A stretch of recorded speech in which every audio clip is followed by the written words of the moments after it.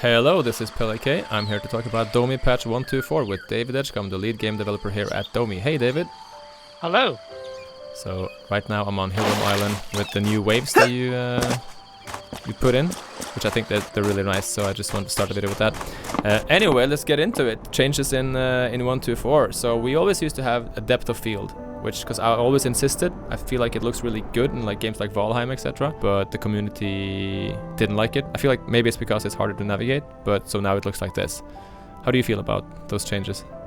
I actually prefer the lack of depth of field, but if the community wants it back, we could potentially add it in as a toggle in the future. True. Of course, we fixed a number of issues reported by the community, such as the water pact ring not actually regenerating mana. Thanks to Southside. Thanks to Southside. We added an option to not display the helmet as well. I've noticed like Coator, for instance, don't display his helmet anyway in his videos, and I never do either, so it's nice to be able to not show it. And we increased the distance fighting range for Amazons and Sorcerers and Priests by 2 meters. Isn't that right? Yeah, we want to make sure the range classes feel that you can attack from a distance, but not too far that you can able to kite all day long. So let us know what you think. Yep, definitely up for debate if we further increase it in the future as well. Alpha testers probably also noticed that we did some visual changes to the scenery, especially by the coast. Yeah, I graphically updated the starting area because a lot of players received that during their journey through Domi Online. Also, Saints Rest used to annoy me because it was on the coast. You know, you washed away by the waves every day. So I decided to raise it up, give it a little bit more visual flair, and it's a lot more structurally sound. And yeah, we went over NPCs as well, all over Domi and Hillrum and everywhere, Stanfir. Like the Bard, for instance, I think he just used to say like, do you want to hear a song, ? But now he has this monologue. Of course I want to add more songs to the Bard's set list eventually, but do you want to talk about the emote system, by the way, David, the new one? Yeah, we introduced icon-based emotes, so you can tell players what you're feeling at any time. And in the future, we'll be doing animation-based emotes, so you can do some dances or sitting down or any other gestures in the future. I was really surprised when Harley placed that freebooter spawner there, by the way. Caught me off guard. But don't worry, he's not aggressive and pretty weak. Sweet, and I'm in a new area now of Hillrum Island. Do you want to talk about this, David? Yeah, so if you go to Hillrum Island now, you notice that one half the island is locked off. And we plan to do a new volcano area. So you have a lot more monsters to stick your teeth into. And it's going to be a very hostile area. And a jungle area as well, right? Yep.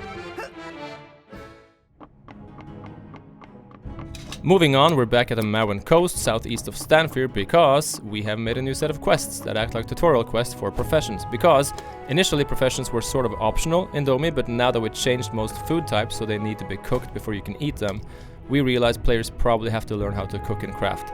So we made a quest line for alchemy and cooking that takes you through the basics of fishing, potion crafting, and cooking. And to make it scale... You are rubbish at fishing, by the way. I know, I popped a grand fishing potion because I can't be asked. So where was I? So anyway, we to make it scale nicely as well with your beginner needs, they reward silver, so you can buy a leather set from the blacksmith in Stanford, for instance. The cooking quest chain is commis chef, chef de partie, it's French, so I'm probably pronouncing it all wrong. Sous chef, and finally chef de cuisine.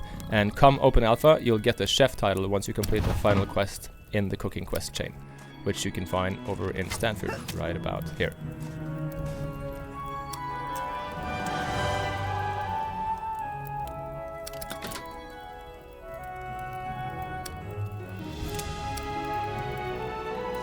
So I logged on a warrior of mine and went to Elon Mizar, also known as the Elf Camp, to show people the new combat stances. I'll let you handle that, David. Currently we have two types of weapons, one-handed and two-handed, but there's no way to tell which one's which. We added a tooltip now, so if you hover over an item, you'll see what type of class the item is. But we've also added new animations. So now if you equip a two-handed weapon, the player will equip the weapon in both of their hands and do a different set of animations.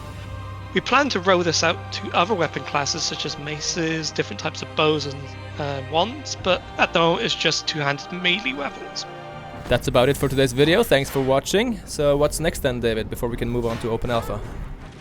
Yeah, so our main focus now is multiplayer stability and various other fixes that the community tells us. But the main focus is stability. We want to make sure when people do join Open Alpha, they have the best experience they can. So that's what we'll be focusing on next. Sounds good. Alright, see you all on the Domi Discord server. Bye-bye. See ya.